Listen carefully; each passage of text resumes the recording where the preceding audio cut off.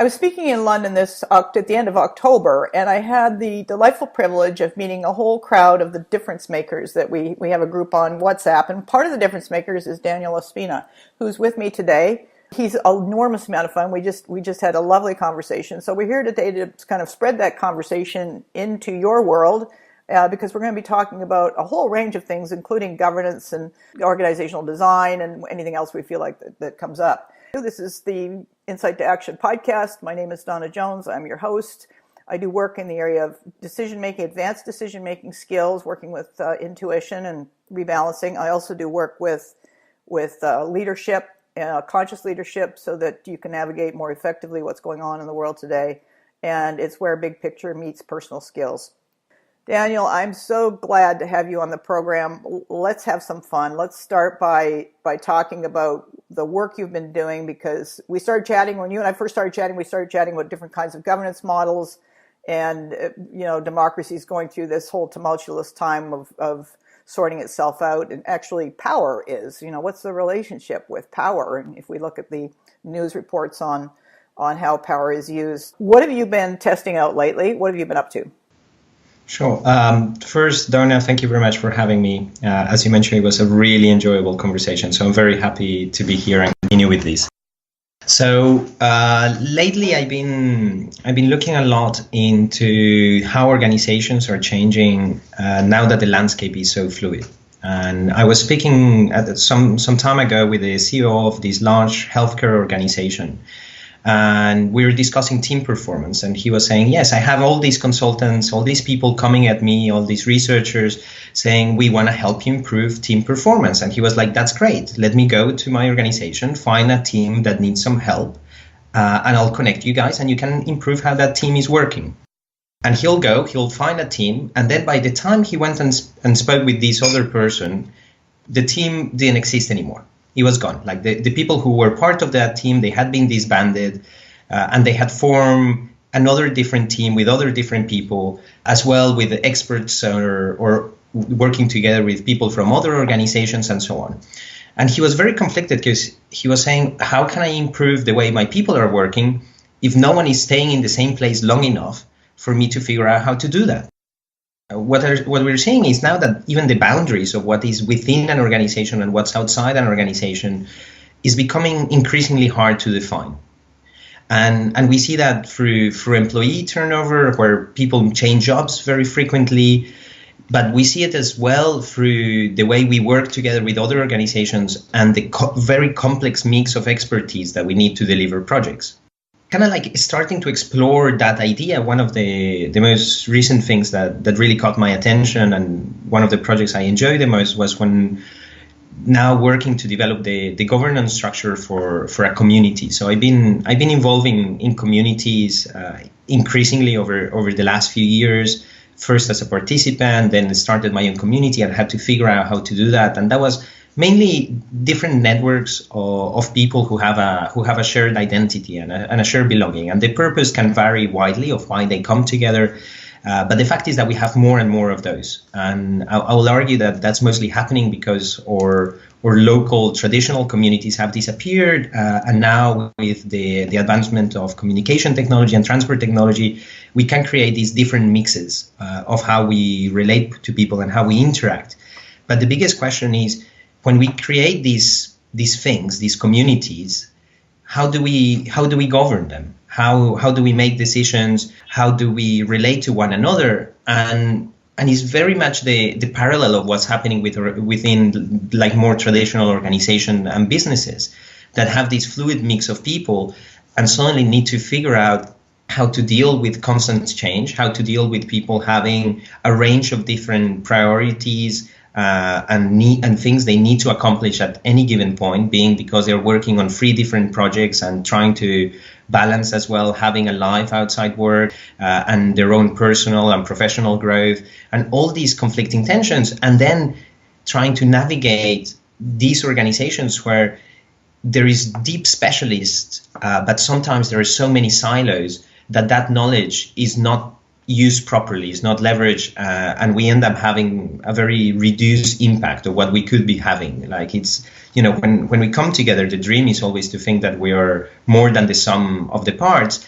But in practice, that's very, very difficult to accomplish. So lately, I started working with one of these communities. It's called Sandbox. It's a very dear community to me, which I've been part for some time now.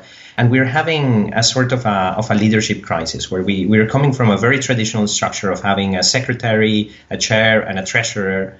And that stopped being appropriate for the community because it was very, very difficult to know to which degree they were allowed to make decisions on behalf of everyone and to which degree everyone should have an opinion.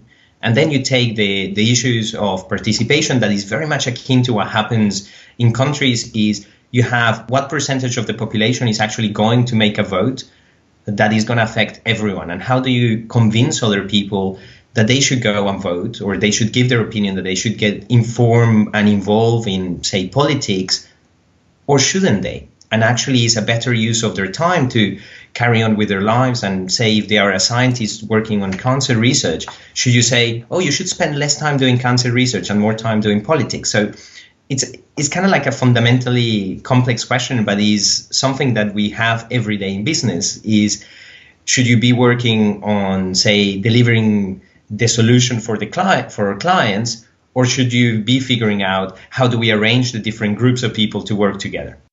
And so we have gone from a very centralized, very top-down model from the industrial era, where we separated the thinkers and the doers, to all these new trends of self-management. But when we still come with all the self-management, holacracy, sociocracy, teal organizations, all these different explorations that are being done, quite frequently the question is, how do we ensure we're not missing anything essential? How do we ensure that there is someone looking at the big picture? So there is different answers there, but I was particularly interested to figure out what would be the answer for these very, very large groups of people that are to a degree democratically owned, or where everyone should be allowed to have a voice, partially because they are there, because they can be shareholders, or just because they are members and participants of these communities.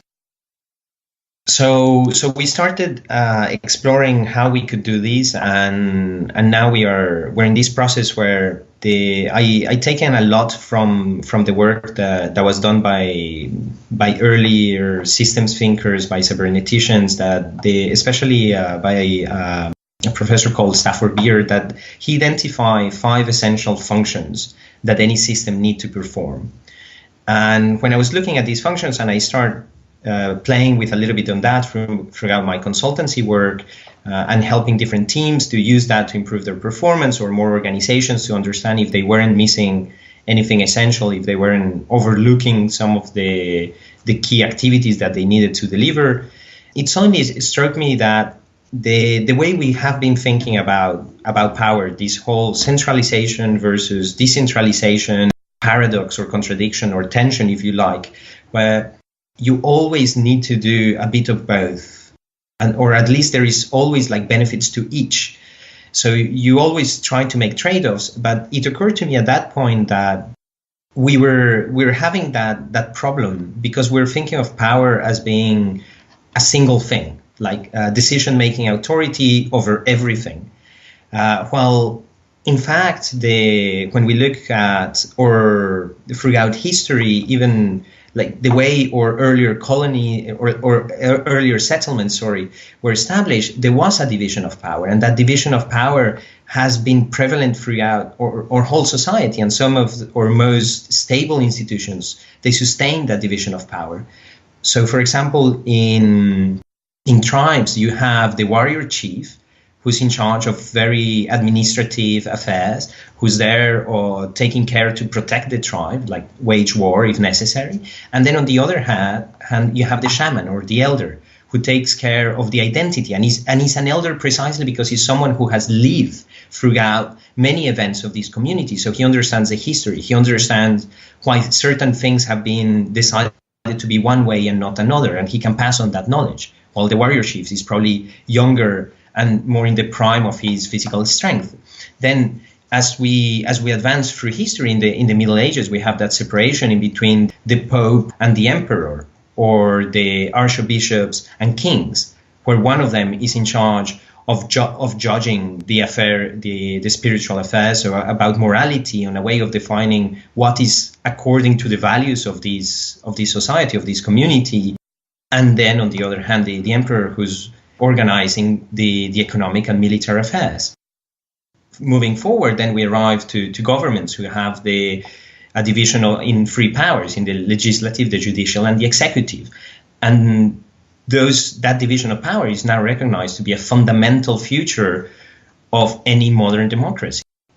On the other hand, in the private sector, we're still going through this very much sand clock kind of shape, the hourglass. And we have many people, be it shareholders or members, that delegate all their power to a tiny minority, even to a single person, a CEO, who then has to figure out how to delegate all the power again to this whole bunch of people. There isn't that creative tension. There isn't that any of those stabilizing features that we have seen in so many of our historically robust organizations. So now what I'm starting to explore with this community and increasingly with other organizations is ensuring that we can create somewhat these other functions that can have other more collective power, or more centralized or more decentralized, according to the nature of the function that is trying to be performed. So, for example, when we're talking about implementing changes, we need to have a certain level of centralized direction, but then we need collective buy-in. So we use a process that starts with a small group that does intensive research and then starts progressively to involve more and more people, creating a movement that grows. On the other hand, when we're talking about identity, we go first with the collective and try to understand what are the practices that are already happening. What is this culture about? And what is it telling us about the way we work here? And then slowly try to refine that. So it's very different ways to looking at the centralized, decentralized, according to the nature of power, instead of trying to compress everything into a single flat layer. Yeah, I love that.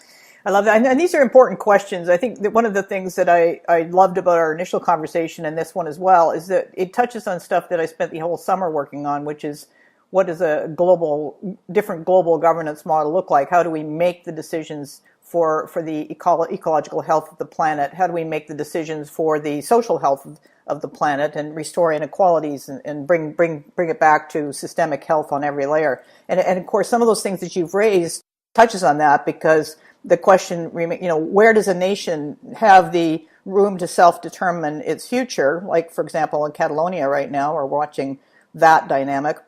And vis-a-vis the bigger questions of where do we all need to be thinking together. And I think what it does is it demands from us a whole lot more of who we are as humans. And it requires not just a resort, a turn to technology and say, let's use technology to augment human, which you can do. Certainly humanity could use some help in that regard, particularly with respect to bias and some of these ingrained cognitive functions that can really be problematic. But those are the things that I think we're addressing now is how to work with who we are as a species, and how do we work with who we are collectively so that we can optimize the result, get the best and the most positive outcome available.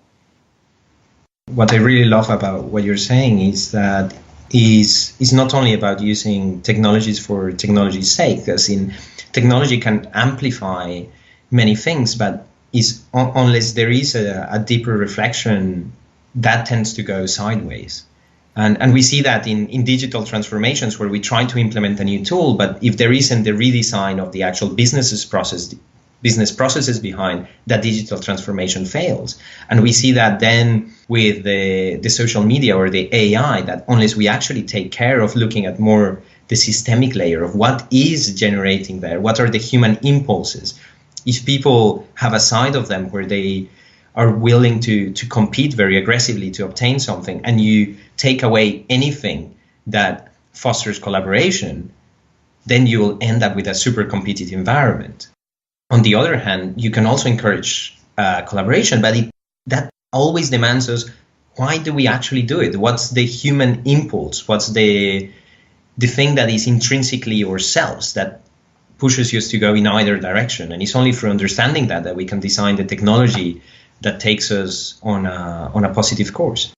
I think that's where Umberto Maturana's work was really significant in terms of understanding the power of language and just the natural tendency for humans to collaborate. It is a natural thing, but when you put too many structures in place, you actually have to take down. And I appreciate what you were saying earlier about silos as well, because I can see the silo effect happen, and it doesn't matter whether it's in an organization or it could be in a community as large as a city, where everyone's siloed and they siloed for one reason or another, but they can't cross-collaborate because of all these mental barriers they have in their minds. So, yeah, very relevant. Daniel, let's talk a bit about your background, because I think one of the fun parts of our conversation in London was how you introduced yourself. So I know we're halfway into the conversation here, but let's talk a little bit about your background.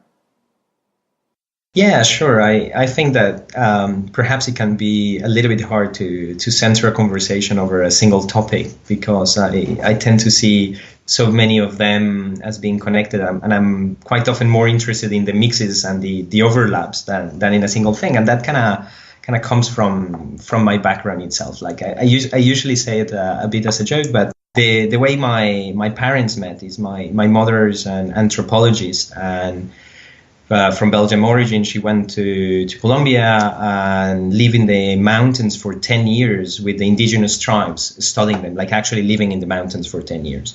And my father, who's a doctor and had absolutely nothing to do with the topic, I guess one day someone told him that these cultures were disappearing, and he found that to be terrible and really wanted to do something to preserve that knowledge and that culture that was literally being extinguished for the future of generations. And he came up with the idea of doing this photography book, and he started telling everyone, oh, we should do a photography book about the indigenous tribes. They're fantastic. It's super interesting. We should do this book. And the first reaction of the people around is like, I think you had a little bit too much red wine. Let's just chill out and we'll talk about it tomorrow. But then the next day he kept on going about it. And the next day he kept on going about it to all his friends. And eventually someone said, well, you know what? I met this expert. You guys should meet.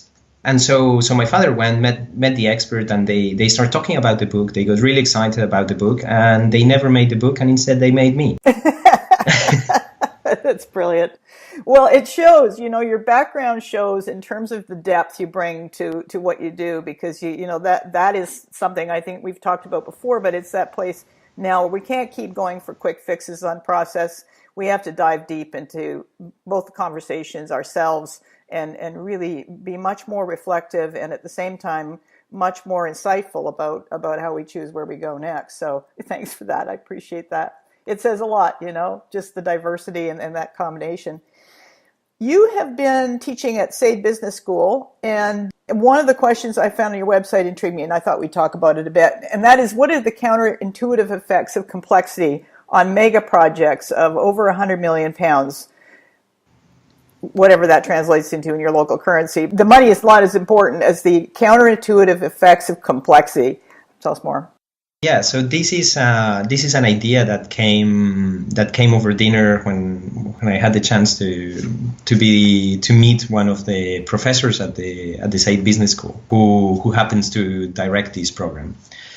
And so we decided to do a workshop to help the students on one side learn about systems design, about how different services and the background operations can work and so on, and give them a little bit of theoretical grounding on those areas, and as well, like, they receive a lot of the theory throughout this week of the program, that is the systems week, but we wanted to take that a little bit further and ground that theory on practice. And so they could actually see what the counterintuitive effects of complexity are. So what we did is we got them to cook. So we have 60 senior executives in a room. We divide them in groups, and they all have to design a plate of food and then prepare it for their colleagues. And they have to do that in an insanely short period of time.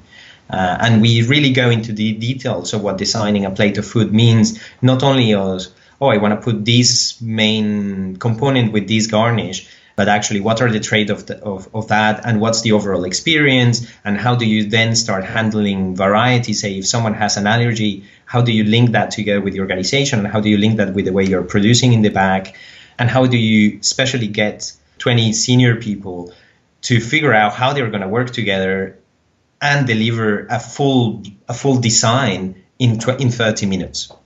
So what we see is that as they start approaching this challenge, because it's something they have never done before, most of them, maybe one or two have cooked at home, but none of them has ever worked in hospitality or actually figure out how a restaurant operates.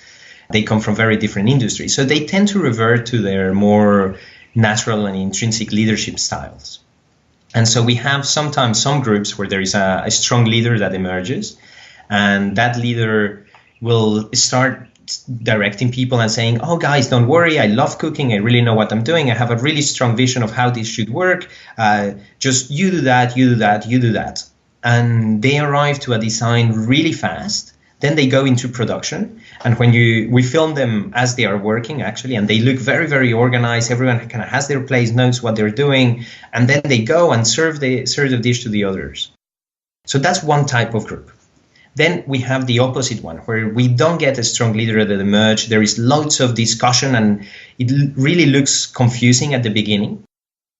And then they go into the back, and as well there is like this confusion. There is usually more people doing the same task than there needs to be. But then they adapt a little bit, somewhat like halfway through the exercise. Quite often some people will come out and they'll change tasks, or they will reorganize. And then they eventually deliver the dish. And then at the end, we ask the people, those that were at the dinner table that couldn't see anything of what was happening behind the scenes, how the results were. And now we run it 2 years in a row. We're about to do it for the third year. What we can see is that the groups that one will normally call disorganized or messy usually make the best food. And those at the dinner table, they have no idea that it was actually that messy. There might have perhaps been a tiny delay, but they only start thinking about it once we explicitly ask them, like, what were the problems? What were the negative sides? Otherwise, they don't realize. They're there in their own experience. So that helps to illustrate one of the most important principles of complexity, is that when we look very close up, things can seem very, very messy. But if we take a step back, there is actually patterns that emerge. And unless we do that, we can quite often try to micromanage the situation and try to add a lot of efficiency in detriment of effectiveness. So in the groups that are more messy, what's actually happening, those patterns, is that there is more lateral communication. Everyone feels more empowered to make decisions, so they adapt during the exercise. So even though they start with a handicap in organization at the initial stages, when they go and try to implement and produce this design, they very quickly are capable of finding a way to optimize in their way to execute. They do so fast enough that the customers or their colleagues outside waiting for the plate of food, they don't even realize is happening. And because more ideas have been pitched in, they have had a higher chance of getting more people to try the dish before. So they have a higher tendency to go into prototyping and testing the idea instead of just following one person's vision and everyone assuming that they know what they're doing. And the results are there. So it kind of shows those kind of things. Then as well, another great thing that we had on the first year was when they decided one of the groups decided to separate in between the waiters and the cooks. So some of them were going to put the food on the plate, and the other half were going to be taking that food to the table. And as soon as they got this division and they went there, and there was this wall with a big window in between, through which they passed the food from the kitchen to the front of house. And immediately after they organized that way, they start throwing a couple jokes to each other, a bit of harmless banter.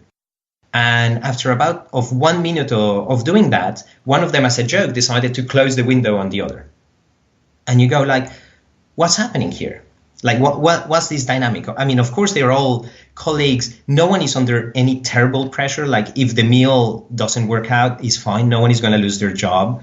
Worst case scenario, they're going to have a cold plate of food. Like, it's not, the stakes are low. And yet there is already this rivalry happening. And it's just because we have created that psychological division of you are two different kinds of people, that they immediately start feeling like they have somewhat to compete and somewhat to prove that they're better to each other. So for the executives to see these kind of things happening very naturally gives them a very powerful tool and a very concrete experience that they will remember then when they are in another novel situation, to know that the moment you divide people and how you segment decision-making power, how you create those psychological definitions of who people are and who they are not, immediately has an impact on the way they behave.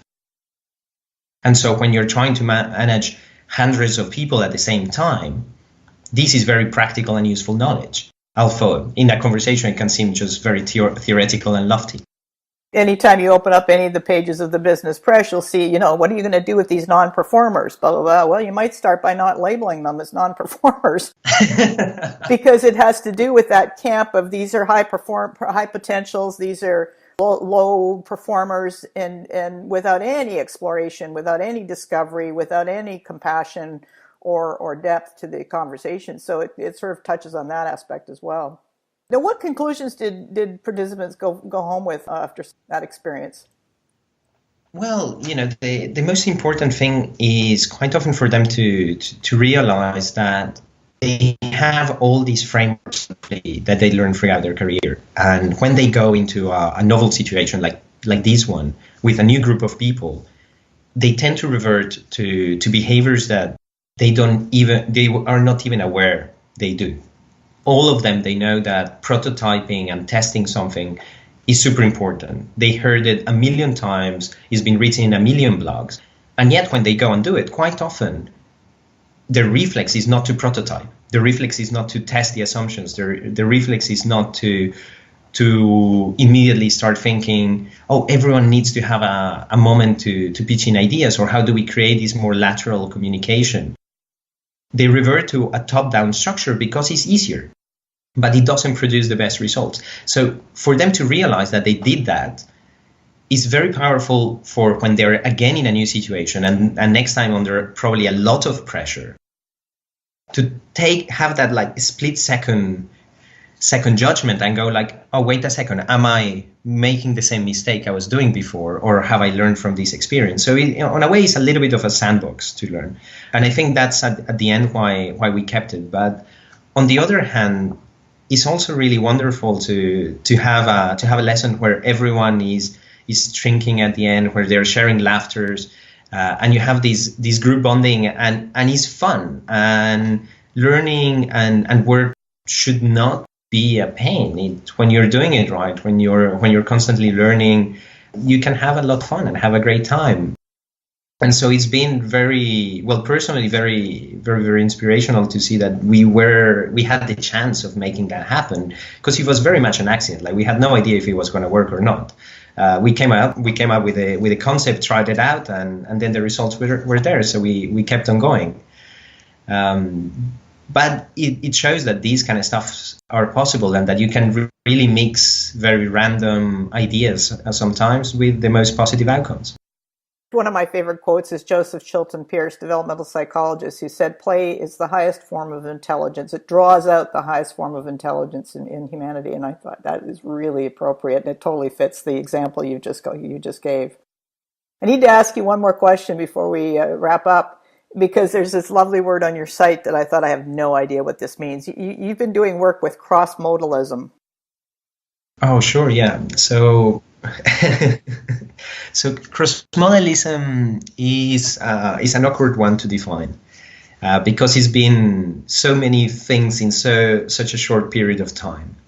But at its core is an idea, and it's an idea about how when we bridge silos, when we go beyond our comfort zone and actually spend time surrounding ourselves with influences, with people who not only know different stuff than we do, in the way that most like interdisciplinary collaboration is thought of, is, oh, they have different expertise. But when we go beyond that, to people who think differently, who have different preferences, who have different thought patterns, as well as different pools of knowledge. And we spend enough time doing that, we can reframe a little bit the way we are seeing reality. And then when we come back to whatever it is that we do, we can see it from a different perspective and come up with different ideas. I mean, reality is infinitely complex. There is a million different ways you can frame and reframe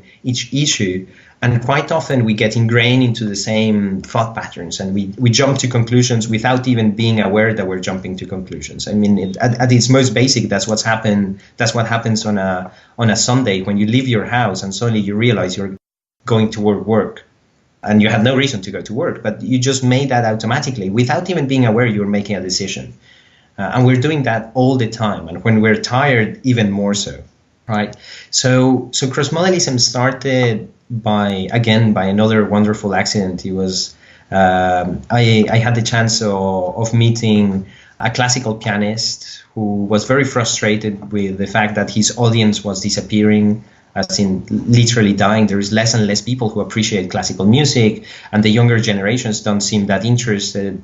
And especially it's hard for them to get into this space and appreciate all the complexities that classical music has. And so he had this idea of using other disciplines to enhance classical music. And he realized that the food world has been using music to enhance a food experience forever. I mean, we have music in restaurants. The Baroque music was composed for the table. No one will listen to Baroque music anywhere outside a dinner. And so he thought that we could turn that upside down, and through that research end up arriving to a lab in the experimental psychology department in Oxford. That's called the Crossmodal Research Laboratory, and it's a place where they study crossover in between the senses and interactions in between senses. And there he met this guy who was a chef turned aesthetics psychology researcher. He had been hanging out with the psychologists in the lab and trying to understand how the way we see food affects the flavor. So if we present it differently, is it going to taste better or worse? And I ran into these two, and they invited me to help them organize one of these events.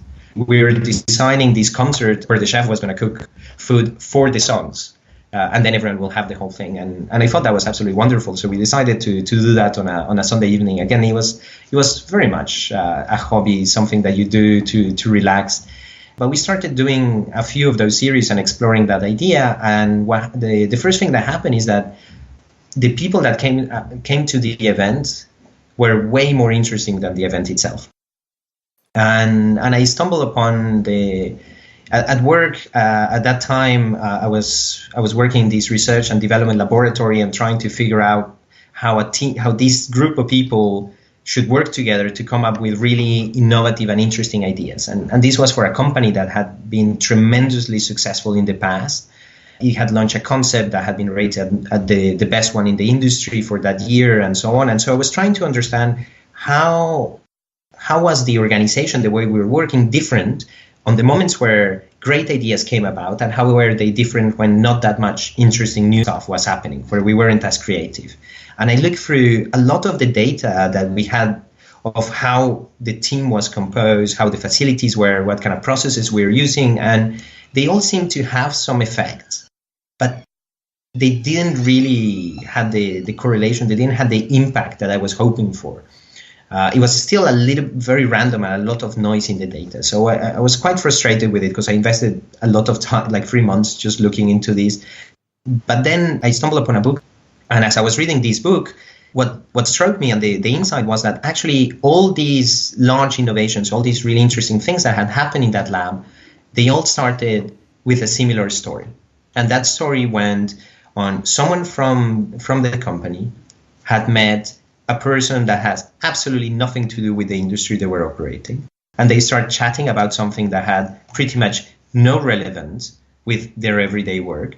And they had a few drinks, they had a few dinners, they kind of became friends. They start talking about the things that they were passionate about, the things that they were studying in their daily practice. So over time, those conversations start leading to, this question, I don't know how that works in practice. So how about we do an experiment and try that out?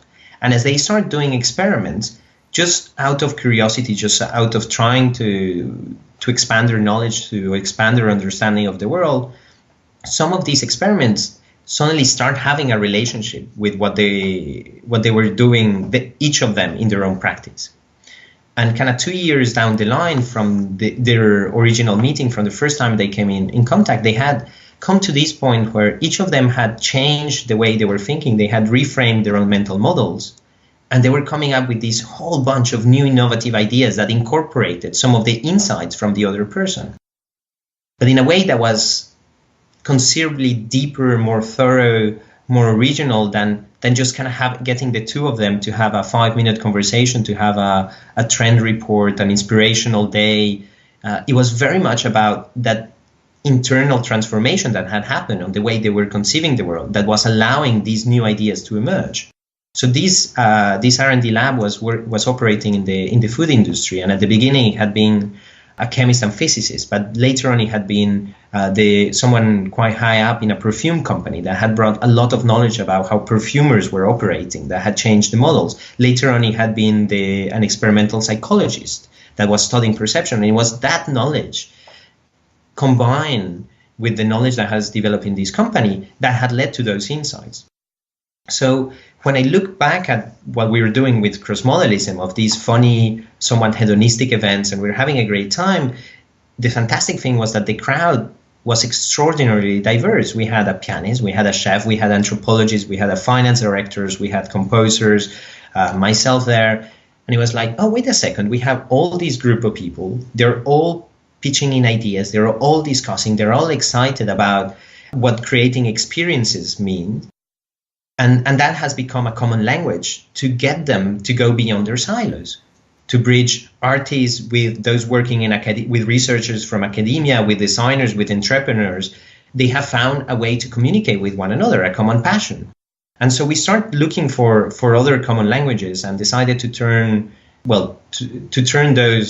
that name that we had given to the early performances, that was Crossmodalist, and to the group that was involved, that were Crossmodalism, we decided to turn it into a community and a sort of platform to help bridge across those silos, across the art world, across scientists working in academia, and designers, entrepreneurs, those who have more of an outlook in industry, and to delivering product and services, and seeing how the different skills, the different mentalities, as well the different interests that they all have can cross-pollinate and create something interesting. It's the classic expression of how to use diversity to pure advantage in terms of insights and innovation and just open free form. Absolutely. And I think that the point where sometimes we don't fulfill our potential in those senses, because we conceive diversity as something very shallow. We think only about gender and race and age. And I mean, those are, of course, they are important, because if you discriminate by any of those, you're discriminating with the wrong criteria. So you're going to take away a lot of people who can have added fantastic ideas for no reason whatsoever. So, of course, you should include them. But we should go deeper, and we should go further than that. It's really about those who think differently, who have a completely different attitude.